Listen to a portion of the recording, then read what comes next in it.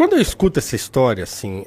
pô, vai começar mais uma brincadeira de impeachment. Me dá um desespero, né? Porque, assim, acho que eu já tô vivendo muito esse negócio, né? Você já vai viver o terceiro, né? Assim, e nada me indica que em vivendo um terceiro impeachment a coisa vai melhorar. Né? Então, quer dizer, vem mais um, aí provavelmente em 26 teremos uma outra eleição muito polarizada e bagunçada, e aí podemos nos encaminhar para um quarto processo, que assim... E aí, vamos até quando, né? Mas, no fim das contas, por que você acha importante protocolar um pedido de impeachment nesse momento? Assim? Olha, eu acho primeiro, o governo Lula, aliás, não é nem o governo Lula, o próprio Lula nunca enfrentou uma situação de ter um governo com 5 pontos percentuais sólidos de rejeição acima de aprovação.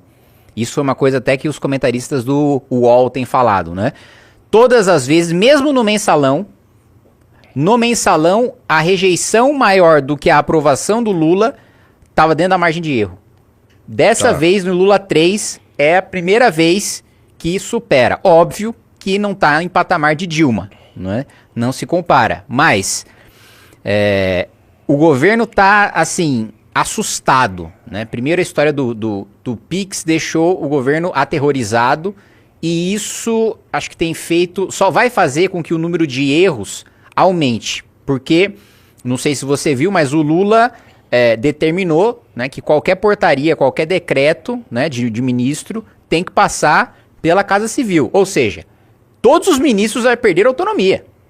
Isso não existe. Assim, tem que passar, imagina a burocracia de você ter que passar qualquer modificação dos ministérios pela Casa Civil, pelo medo, né? E não é uma análise, tá de acordo com o governo, não tá de acordo, tá na nossa política, não tá na nossa política. É o medo de o que vão falar disso aqui. Qual a repercussão dará, né? Qual que é a repercussão disso aqui? Então, o que já é um negócio que é uma medida desesperada. Demonstração de fragilidade absurda. Demonstração de fragilidade. Aí... teve o negócio da mudança da regulação da data de validade de alimento perecível. Sim, né? Isso foi um outro negócio. E isso foi agora, que assim, né? foi e já voltou. Não, foi, já voltaram atrás. É isso, eu tô falando. Tá tão fraco o negócio que eles começaram a cogitar na tarde de anteontem, na tarde de ontem, e hoje já, não, esquece, nem pensamos nisso.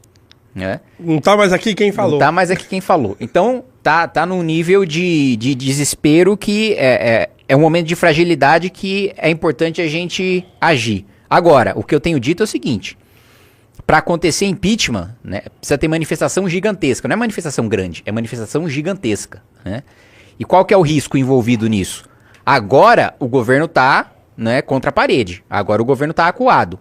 Se a gente chama a manifestação e a manifestação não é gigantesca, vamos dizer, a manifestação grande, 500 mil pessoas. Puta, 500 mil pessoas é difícil de mobilizar 500 mil pessoas. Isso não derruba presidente. Eu lembro muito do impeachment da Dilma. Pô, a primeira manifestação pelo impeachment, 15 de março de 2015. 1 milhão de pessoas na Avenida Paulista. E aí todo mundo, pá, agora vai. Dessa manifestação até o impeachment foi mais de um ano. A gente chamou outra dia 12 de abril que foi menor. Aí galera, não vai acontecer, não vai rolar. E ao longo do tempo teve um monte de banho de água fria. Puta, vão caçar o Cunha e acabou o impeachment. Puta, o Supremo mudou o rito do impeachment, acabou o impeachment. Puta, o Renan Calheiros vai sentar em cima, acabou o impeachment. Não tem mais maioria, o Aécio falou contra. Teve vários reveses que assim demonstra o quanto a gente precisa ter uma mobilização gigantesca durante mais de um ano. Bastante tempo. Vamos supor que as coisas degringolem rapidamente, em 6 meses a gente consiga passar por um processo de impeachment inteiro. São 6 meses de manifestação gigantesca. Então, o que eu tenho falado? Olha, é melhor, e a gente tem divulgado um abaixo-assinado, olha, você se compromete a se permanecer mobilizado todo esse período até a gente derrubar o presidente, ou não? Pra gente ter uma temperatura de, olha, tem gente o suficiente disposta a ir pra rua pra gente derrubar o presidente? E assim, é muita gente, porque às vezes eu acho... olha aqui, pô, tem um comentário de 15 mil likes falando que o cara tá disposto a ir pra rua. Cara, isso não é nada. Pra derrubar um presidente é uma coisa estratosférica. Então a gente precisa dar um tiro certeiro. A gente tem que chamar a manifestação quando a gente tiver certeza que vai ser gigantesco. Se não tiver, é melhor não chamar, porque pelo menos o governo fica com medo de não saber qual que é o tamanho. Sim. Sim. Então, essa é a minha avaliação. E adicionando o que você colocou no começo, né, sobre vários impeachments. Primeiro, eu acho que tem um alívio de curto prazo. Né? Pelo menos no curto prazo, a gente tem um prognóstico para a economia, esse ano e ano que vem, né? Só para contar desse mandato do Lula, né? Porque pro futuro também é muito ruim. Mas para esse ano, pro ano que vem, a gente teve pelo menos um fôlego nos dois primeiros anos de crescimento do PIB baseado em gasto público e em crédito. Crédito acabou, né? A gente está com a taxa de juros de 15%. Gasto público acabou também, porque toda a margem discricionária do governo, tudo que o Haddad... e aí tem um problema estrutural da política do Haddad, né? Ele arrecada... ele faz uma arrecadação que não é recorrente, ou seja, coisa que ele só vai conseguir, por exemplo, muda o voto de qualidade lá do CARF. Tem disputa judicial, aí o governo fala, olha, na dúvida, quem tem razão é a Receita. Na dúvida, quem tem razão, vai lá, pegou 15 bi disso aí. No ano que vem, essa disputa não existe mais. Não tem mais. Você resolveu. Você captou os 15 bi, só que aí o que o governo fez? Olha, vamos criar uma despesa que todo ano é 15 bi, com base nisso que a gente arrecadou? Entendeu? Nossa, meu Deus, é isso que o Haddad fez. Vamos gastar, criar uma despesa obrigatória aqui com base nesses 15 desse ano? E ano que vem não tem, que é esse ano. Né? O prognóstico é muito ruim. Acabou qualquer fôlego que a gente tenha. Né? Então o impeachment, pelo menos, assim, por maiores as críticas que a gente tenha, né? E temos muitas, ao Alckmin, não tenho dúvida de que ele faria um governo mais razoável do que o Lula. Né? Não acho que ele se submeteria a manter os mesmos ministérios, a mesma política econômica e etc.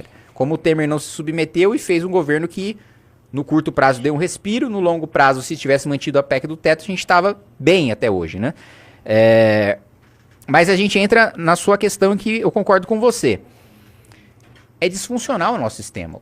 O fato da gente estar falando de um impeachment, né, pela terceira vez, numa democracia jovem, numa constituição jovem, né?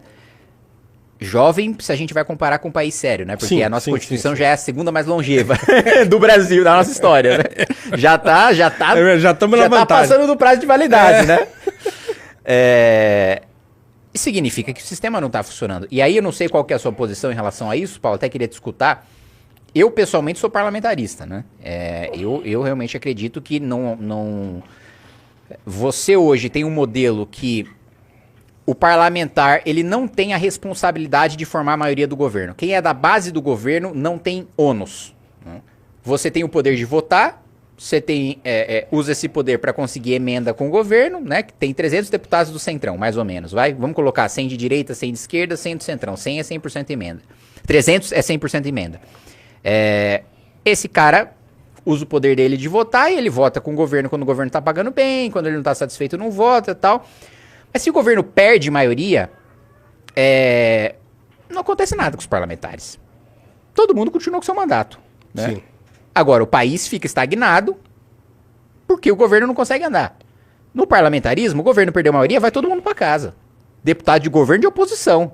Ninguém formou maioria, tchau. Você tem um mês de mandato, sinto muito. Meu amigo. Inclusive tem um amigo meu, deputado pela Iniciativa Liberal em Portugal, Bernardo Blanco. Lá teve um escândalo de corrupção com o primeiro-ministro por causa de uma licença ambiental. Ele tava 2 meses de mandato. Já foi, todo mundo, nova eleição. Acabou, irmão. Você tem a responsabilidade. Você quer ser base? O parlamento tem a pressão para formar a maioria, porque se não formar a maioria, você acabou de ganhar a eleição e você já vai voltar para casa. Então tem essa pressão. Ao mesmo tempo, não precisa de crime para derrubar governante. Se o governante perdeu a capacidade de governar, tira, troca e pronto. Precisa o cara cometer um crime pra... Puta! Então, agora, eu também sou da opinião de que isso, eu não acho que a gente vai ver um parlamentarismo no Brasil. Eu acho que o máximo que a gente pode conseguir, sei lá, daqui a 10, 15 anos, é um semipresidencialismo como o francês, né? A gente continua votando pra presidente porque o cara ainda não entendeu que no parlamentarismo ele vota pra primeiro-ministro porque ele escolhe o partido que vai ter maioria, mas eu acho que isso foi destruído na cabeça do brasileiro no plebiscito que a gente teve. Mas, mantendo a figura do presidente, eu acho que a população aceitaria melhor. Eu concordo, porque isso torna o jogo mais dinâmico, digamos assim, e aumenta a responsabilidade do parlamentar. E diminui o mau incentivo, digamos assim, né? Então é óbvio que o modo como a política brasileira é estruturada hoje como é que se faz? Dá muito incentivo para o mal político, né? E afasta os bons políticos, ou os possíveis bons políticos. Então, quer dizer, é um sistema que vai se retroalimentando por meio dos esquemas, né? Então, quer dizer, se você entra lá e você tem se a sua segurança ali deixa de existir, por quê? Porque dela depende o seu bom trabalho e a garantia da ordem institucional, pô, então você vai ter que trabalhar mais. Ou pelo menos você vai ter que trabalhar, coisa que poucos fazem, né? No nosso contexto. Então, eu também, nesse sentido, eu acho que o presidencialismo no Brasil, pelo menos, dá muito poder ao presidente, né? E o sistema de freios e contrapesos não funciona direito, ou não funciona de modo algum, né? Então eu concordo contigo. Nesse ponto eu acho que um parlamentarismo seria mais adequado, principalmente para um país grande como o Brasil e com a quantidade de parlamentares que existem. Então eu acho que as coisas funcionariam melhor assim.